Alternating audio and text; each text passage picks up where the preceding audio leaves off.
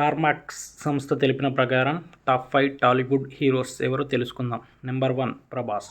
తెలుగు హీరోల్లో 2 సార్లు 1000 crores collection సాధించిన ఏకైక హీరో ప్రభాస్ కావున మొదటి స్థానం సంపాదించాడు. నెంబర్ 2 ఎన్టీఆర్. RRRతో వరల్డ్ వైడ్గా గుర్తింపు సంపాదించిన హీరో ఎన్టీఆర్. RRR 1000 పైగా కలెక్షన్ సాధించింది.